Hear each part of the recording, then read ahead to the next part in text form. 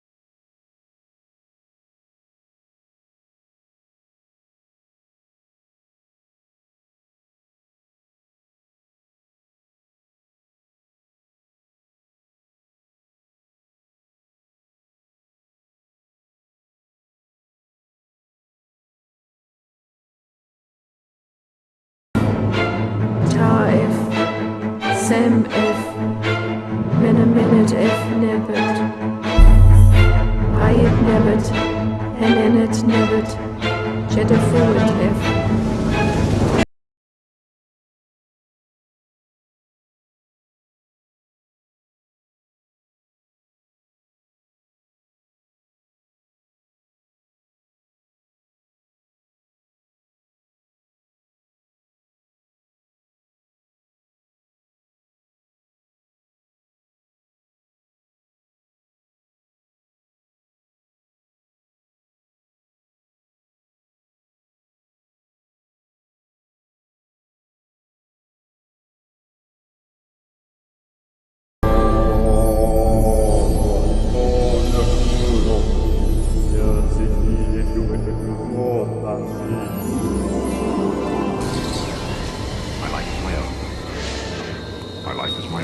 What do you want? My life is my own. Information. We want information. Signing on. That would be getting information. You won't get it. I am not a number. I am a free man.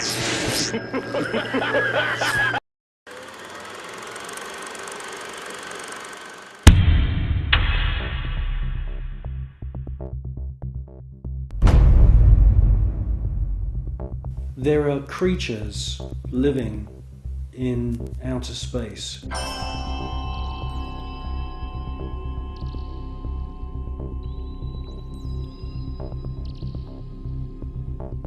And I'm the first one to realize how crazy that sounds. Scientists would immediately say, well, that's impossible. There's ultraviolet radiation in space. Without having a craft around you, you'll die. Well, all I can say is that these, I call them space serpents, they do exist.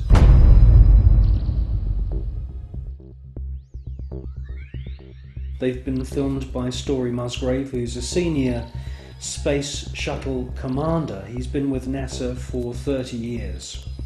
He's seen one of these space serpents on 2 occasions. He's filmed it on 1 occasion.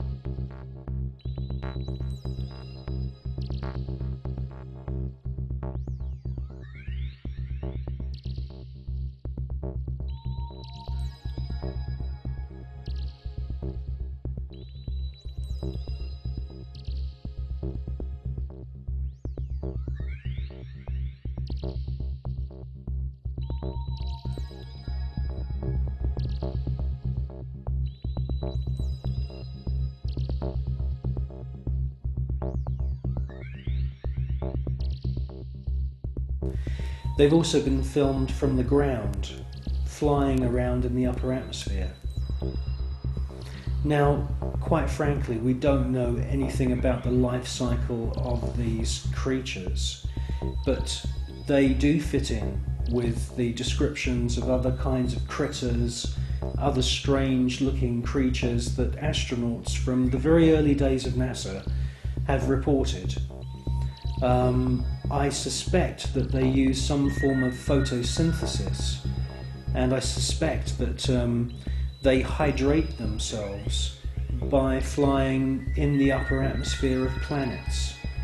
One important thing I must say though about these space serpents is that there are about 7 or 8 very, very important ancient sites, temple sites on planet Earth, most notably in Mexico.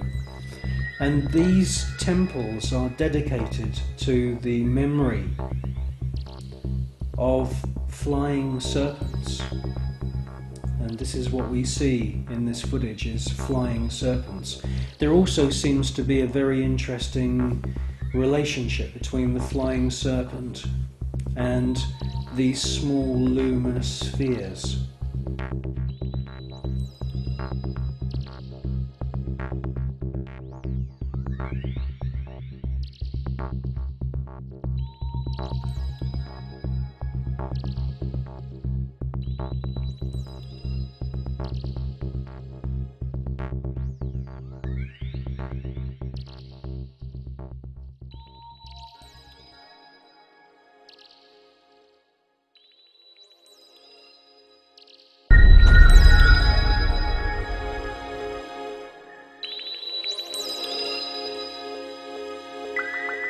Control Houston, we are using the payload bay cameras right now to hopefully catch a glimpse of the Russian space station Mir as it performs an on-orbit burn.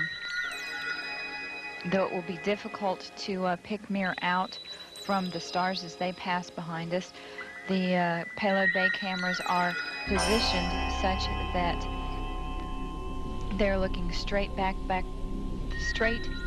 behind the orbiter, where the Mir is flying at about 850 nautical miles behind us. Well, obviously this is a massive faux pas that this piece of footage was accidentally broadcast. The person who's passed me this piece of footage is now dead. The footage that we see, mostly of UFOs, has been filmed with image intensifying equipment.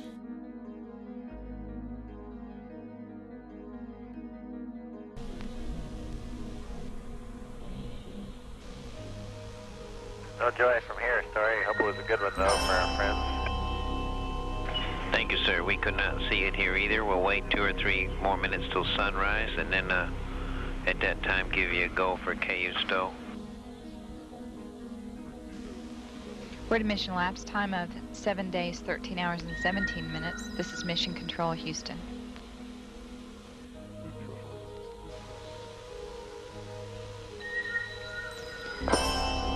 The Mir space station is now visible on the far left-hand side of the screen, about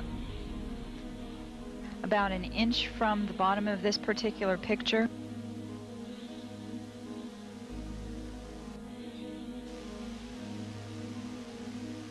Okay, the Mir space station is the small flashing light in the center, about an inch from Camera Charlie on a monitor. the left-hand side of the screen. It's slowly...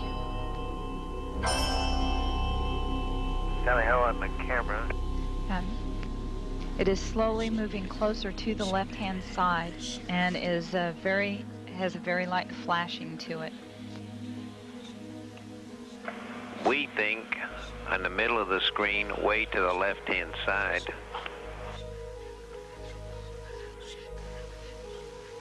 We think you can see a flashing light just a little bit to the left of the center of the screen, very faint.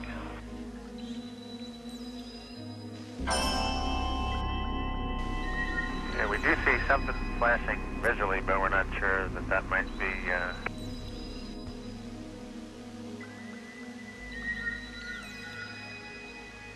This is Mission Control Houston. Once again, we believe we were just able to spot the Mir spacecraft as it flies about at 850 nautical miles behind us.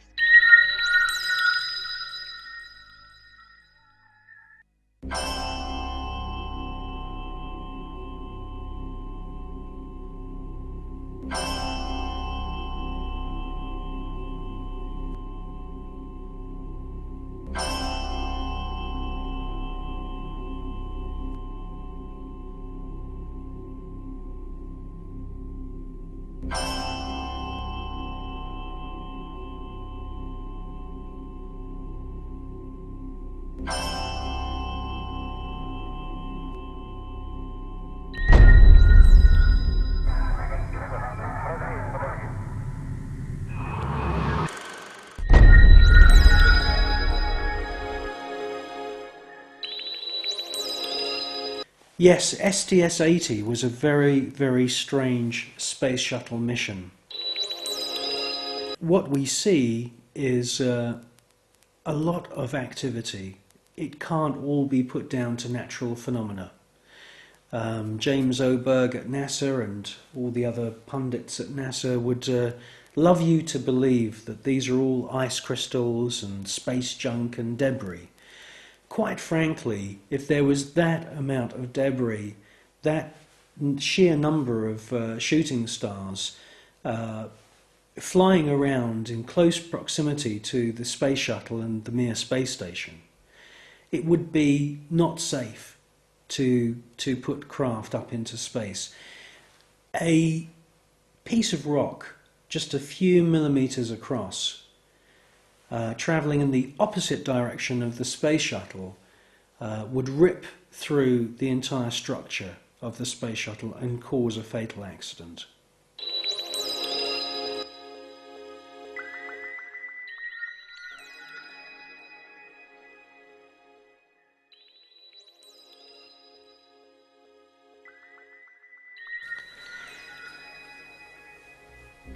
Well, people always say to me, you know, if there's extraterrestrials and if there's UFOs, why don't they make themselves known to us publicly? Well, I think with the space shuttle mission STS-80, that's exactly what they did do. You see objects which are out of focus, or they are transparent in some kind of way.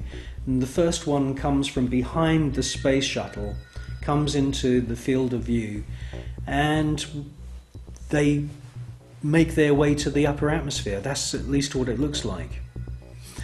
It's joined by many others, and you get a kind of rough circular formation appearing. And then you get the piece de resistance, the last orb comes into the center of this formation, and as soon as it finds its position, it lights up.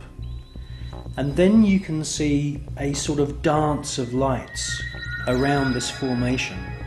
Now, this suggests to me incredible intelligence. It suggests to me that they are saying, look at us, look how clever we are. And it's an astounding piece of footage.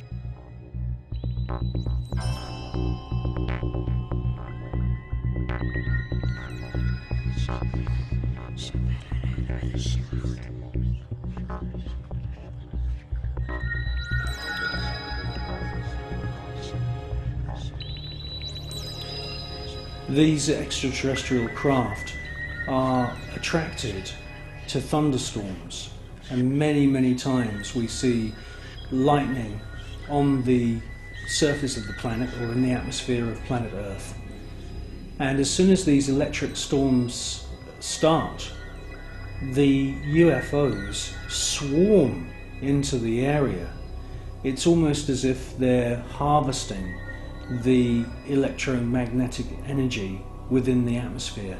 And in actual fact, there are unseen forces in the atmosphere, etheric flows of what the German scientist Wilhelm Reich described as orgone energy. And it could, it could be possible that these UFOs are sucking energy from these electric thunderstorms on planet Earth, and this is where they're getting their energy from. You should concentrate on the first object that appears, and you will see that it holds its position.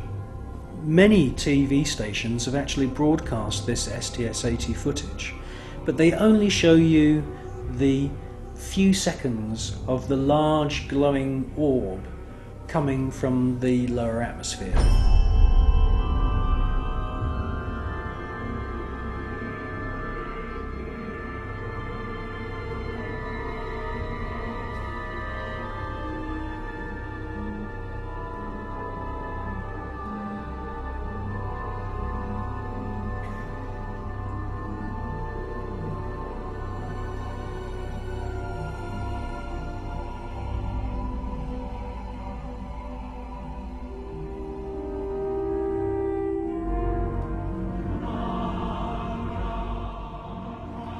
The cameraman who's operating the space shuttle camera is fully aware that the first object has held its position, and after the large orb has ascended from the lower atmosphere and the shuttle is moving away from the scene, the cameraman is actually zooming in at the end of the sequence to double check the position of the first luminous orb, and it's a fascinating piece of video.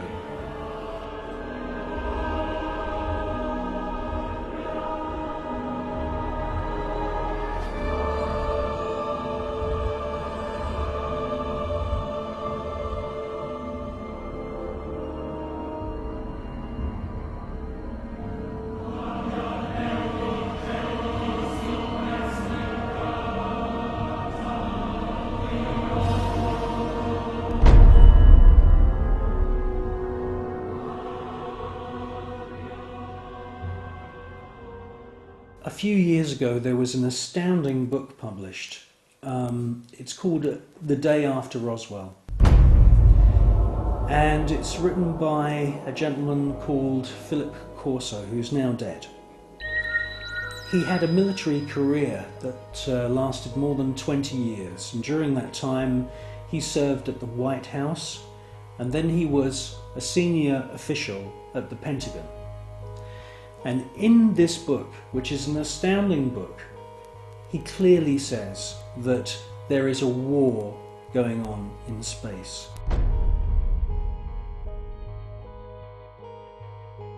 In other words, NASA and the American military have designed weapons. He says in his book that some of the weapons are based on patents of the genius inventor Nikola Tesla. Philip Corso tells us that there are plasma beam weapons being used against these UFOs, and that sometimes these UFOs are hit.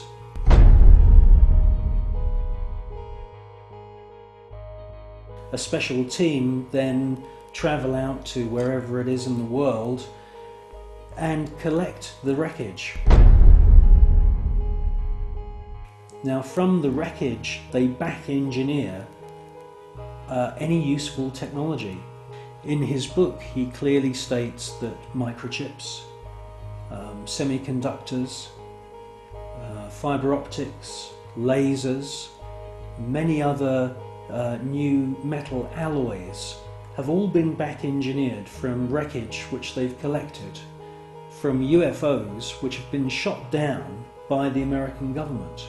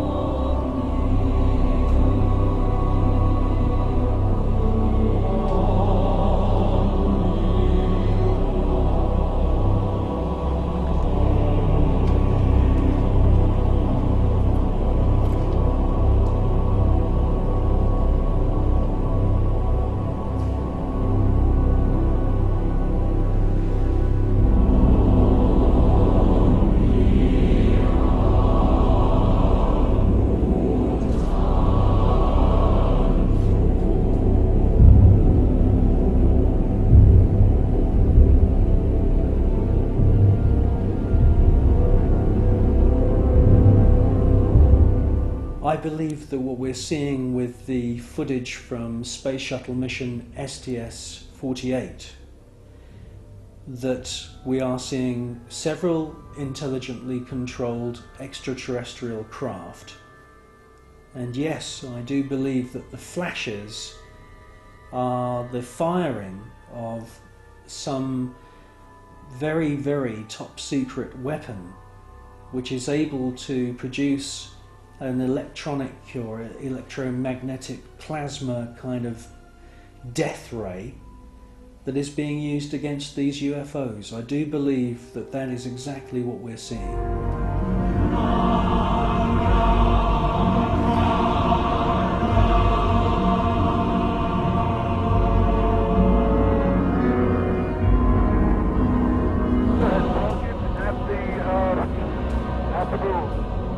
The tether has broken. It is going away from us. Get it on the TV. TV. Tether has broken. Copy. Space Shuttle mission STS-75, the tether incident. A lot has been said about this incident. Personally, I feel that most of the objects that you see are actual individual parts of the tether, just floating around in space, and that they're out of focus. It's a fascinating piece of footage, and I wouldn't be surprised if there weren't, quite a few UFOs coming into the scene to check out our technology, just the same as they've done many times before. The crew can see the tether and see the satellite. It's beautiful.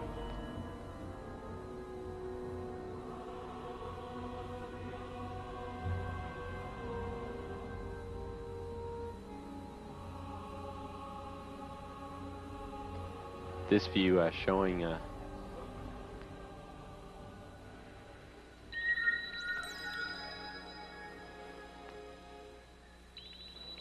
satellite.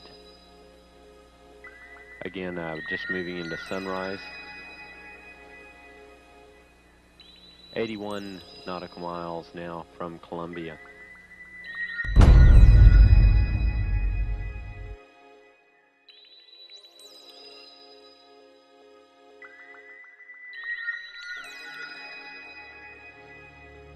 You clearly hear one of the astronauts being told there's an object at your 11 o'clock position. It's about your 10 o'clock, 11 o'clock going away. Don't worry about it.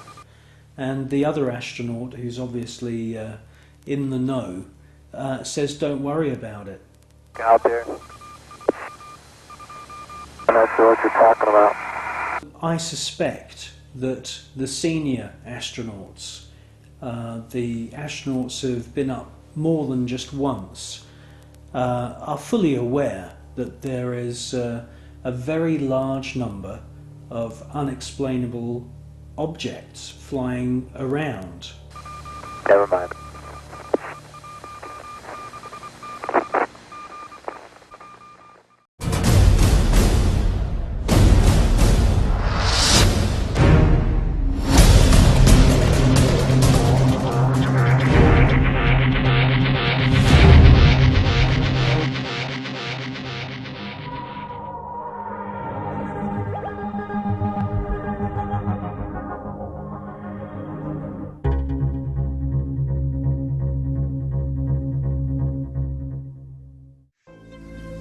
Thousands of years ago, astrology and astronomy were one holistic science.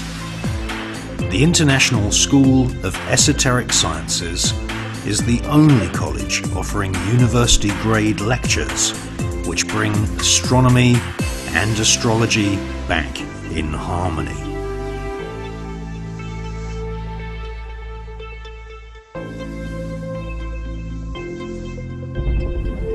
We will send you a free iBook about astrology in the ancient world and details of our expeditions to Greece, Mexico, Egypt, and many other ancient sites.